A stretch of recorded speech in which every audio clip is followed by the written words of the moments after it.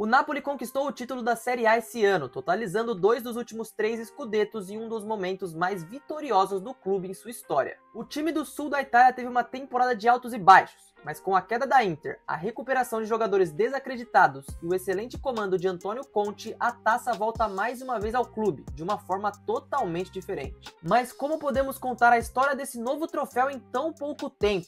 Como Antonio Conte conseguiu virar esse time de cabeça para baixo? Isso é o que veremos hoje.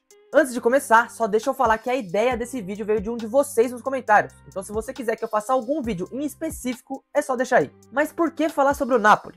É simples, o campeonato italiano é um dos que eu mais tenho falado por aqui, e mesmo que ele já tenha acabado há mais de uma semana, o Napoli tem uma das melhores histórias para se contar. Só que para falar do quarto Scudetto eu quero voltar e falar do primeiro, porque aí a gente também consegue colocar uma linha do tempo em tudo isso. Até a temporada de 84, o Napoli era um time mediano no país, mas naquele ano uma contratação mudaria para sempre a história do clube. Após problemas no Barcelona, Diego Armando Maradona se juntaria à equipe italiana e lá criaria uma das melhores relações entre um jogador e sua torcida. Foi com Diego que o Napoli venceu seu primeiro Scudetto na temporada 86-87, e nesse mesmo tempo a Argentina tinha sido campeã da icônica Copa de 86, e o melhor jogador do planeta vestia a camisa azul clara. Após a primeira conquista na Itália, chegaria o atacante brasileiro Careca, e junto com Maradona, a dupla trouxe juntos o título da Copa da UEFA de 88-89 e novamente o Scudetto em 89-90. E essa parceria dos dois era muito grande dentro do campo, mas fora dele também. O argentino chegou até a visitar e passar uns dias na cidade de Campinas aqui no Brasil, e a amizade dos dois se estendeu por muito mais tempo, mesmo depois da Itália. Maradona teve que deixar o Napoli em 1991 após ser flagrado num exame antidoping, e assim aquela era dourada também chegaria ao seu final. Tá, talvez você deve pensar que agora o Napoli não seria mais um grande favorito, mas ainda brigaria lá em cima e até pudesse ganhar eventualmente alguns títulos. Não foi exatamente o que aconteceu. Nos próximos 30 anos até montou bons times, mas passou por alguns momentos mais complicados. Logo na primeira metade da década de 90 ainda conseguiu permanecer na metade de cima da tabela, mas em 97 e 98 foi rebaixado para a segunda divisão. Frequentando cada vez mais a Série B, e com uma dívida de 70 milhões de euros, em 2004 e 2005 a equipe decretou falência, tendo que enfrentar um recomeço na Série C, que na época era a última divisão do país. Foi aí que a torcida mostrou sua força, lotando o estádio e aos poucos trazendo o clube de volta à elite, onde desde 2007 e 2008 joga a Série A e quase sempre na parte de cima da tabela. Bom, pelo que a gente pôde ver, sim, o Napoli não deixou de ser tradicional, mas conquistar o Scudetto ficou um pouco longe. E é óbvio que com a dominância da Juventus tudo ainda ficaria mais difícil, mas como eu falei, o Napoli ainda conseguiu montar alguns bons times. Posso citar aquele de Cavani e Lavezzi, que eram de personalidade, mas é impossível também não falar de jogadores como Hansik, Mertens e Insigne, que chegaram até a passar Maradona na lista dos maiores artilheiros do clube. Mesmo assim, ainda faltava voltar a vencer o Scudetto, e depois de 2020 isso já faria 30 anos. Mas essa espera acaba logo em 2023. Porque foi aí que veio a máquina de jogar futebol de Luciano Spalletti, um time que dominou a Série A praticamente de ponta a ponta, e tinha em seu ataque rápido e de pressão alta a sua grande força. Impossível não citar Kvaratskhelia Osimhen. O nigeriano ajudou o time com 26 gols e era dominante, enquanto Kvara naquela época surpreendeu o mundo com sua aparição, sendo chamado por alguns como Kvaradona. Além disso, Kim Min-jae era um dos melhores zagueiros do mundo lá atrás, e com Lobotka e Zielinski formando um bom meio-campo, a equipe de Spalletti foi completamente avassaladora nessa temporada de 22-23. Tendo o melhor ataque, venceu a Série A com 5 rodadas de antecedência, quebrando o jejum de mais de 30 anos e colocando em festa o sul da Itália. Aí você pensa, se o time pelo menos manter alguns dos principais jogadores, tem tudo para conseguir brigar por títulos novamente na temporada seguinte.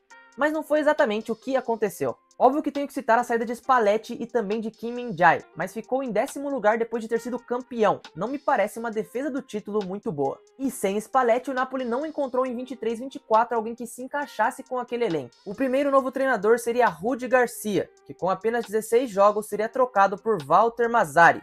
Mas quem encerraria a temporada mesmo seria Francesco Calzona, tendo assim 3 treinadores em um ano, o que é algo absurdo pensando em Europa. E mesmo que a espinha dorsal do time ainda estava lá, alguns dos jogadores começaram a dar alguns problemas. Victor Osimhen queria ter saído do clube, mas após o Napoli recusar algumas ofertas, ele acabou tendo que ficar. Só que foi aí que aconteceu a grande polêmica. Osimhen se irritou com uma postagem do clube nas redes sociais, o que criou de certa forma uma crise interna na equipe. Kvaratskhelia, por outro lado, não conseguiu atingir o mesmo nível da temporada anterior, e sem Kim Min-jae, que saiu para o Bayern, o Napoli sofreu o dobro de gols da temporada passada, e ao fim do período terminou na 10ª posição, e uma reformulação seria necessária se o time quisesse brigar por título. Agora a gente chegou na temporada atual e eu já vou falar tudo sobre ela, mas antes disso eu paro aqui para pedir para você deixar o seu like e se inscrever aqui no canal. Como eu disse, a ideia desse vídeo veio de um de vocês nos comentários, então me segue aí para não perder os próximos vídeos e me dá uma chance, por favor. Se inscreveu? Beleza, mas antes de eu falar do título do Napoli, eu tenho que falar sobre quem fez esse time voltar a jogar bola, o treinador Antonio Conte. Conte, futebol italiano e reformulação é praticamente uma fórmula perfeita de sucesso, já que o treinador se tornou o primeiro a conquistar o troféu com 3 equipes diferentes, todas em situações adversas. Com a Juventus em 2011, a velha senhora vinha de 2 anos sendo 7º colocado na Série A.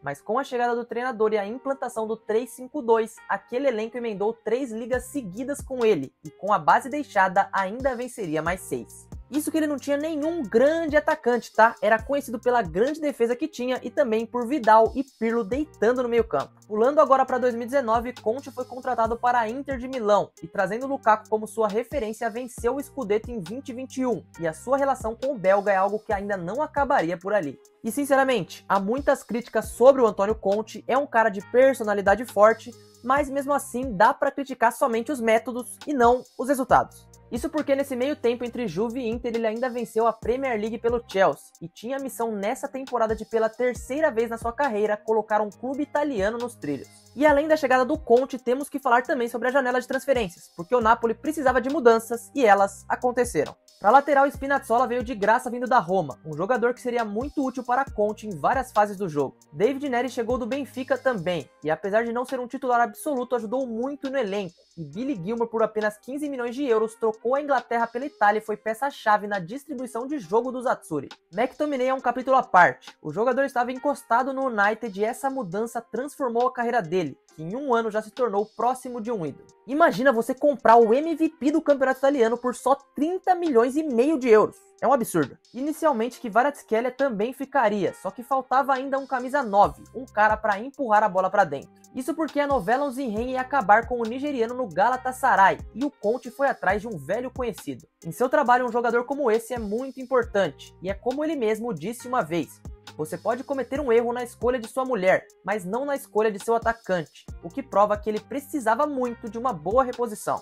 Lukaku seria esse nome que, apesar das polêmicas em quase todos os lugares em que passou, com o italiano fez os melhores anos de sua vida. E pô, parece que os dois nasceram um pro outro. O Lukaku nem foi o artilheiro, mas foi muito importante, principalmente nos momentos decisivos. Dito isso, vamos falar da tática que mudou o Napoli nesse ano. Ao contrário do que aconteceu em 2023, o clube esse ano teve uma defesa mais forte, tendo na frente um ataque de não tantos gols assim. Diferente da maioria de seus trabalhos, Conte dessa vez iniciou seu jogo com uma linha de 4 ao invés de seu 3-5-2, o que funcionou se olharmos os números. O Napoli foi o time com a melhor defesa da competição, não precisando nem ser tão letal lá na frente, já que em gols a equipe fez a mesma quantidade que o Milan, que foi o 9º colocado. Outras mudanças feitas foram no meio campo. Billy Gilmour ditava o ritmo do jogo, enquanto McTominay começava a jogar mais adiantado, que foi provavelmente o que revolucionou seu futebol. E tendo ainda o Kvaratskhelia, era óbvio que esse time iria brigar pelo campeonato italiano. Mas a concorrência era forte e você vai entender o porquê, porque agora eu vou falar como foi o caminho para o título. E a gente pode dividir essa temporada perfeitamente nos 2 semestres. Se liga, ao final do primeiro turno, o Napoli era líder da competição, fazendo uma grande temporada e sendo muito consistente.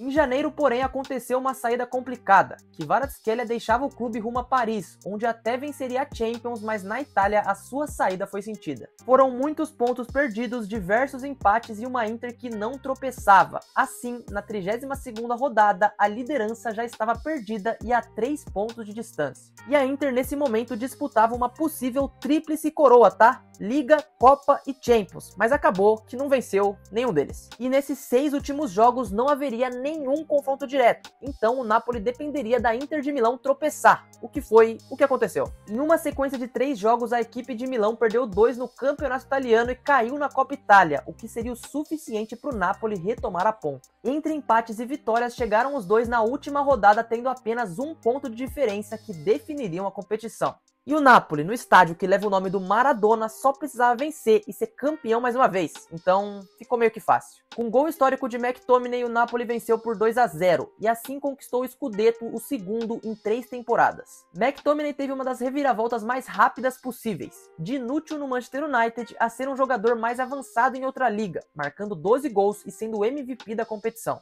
Conte provou mais uma vez que sua fórmula de algum jeito funciona, e Lukaku, após rodar por alguns clubes com problemas, sempre se encontra com o técnico. Na era Maradona, o clube venceu o Scudetto 2 vezes, e agora venceu outras 2 em um período curto, fazendo dessa o melhor momento da história do clube, mesmo que não com o mesmo brilho da segunda parte dos anos 80. E agora eu quero saber de você, o que você achou desse conteúdo e também o que você acha desse time do Napoli, porque esse vídeo acaba aqui. De novo, deixa o seu like e se inscreve no canal, porque eu já tenho alguns vídeos que pode ser que você goste, então já fica aí. E se você quiser, é só clicar na tela que já tá aparecendo outro vídeo meu, mas se não, eu me despeço por aqui, um grande abraço, valeu, é nóis!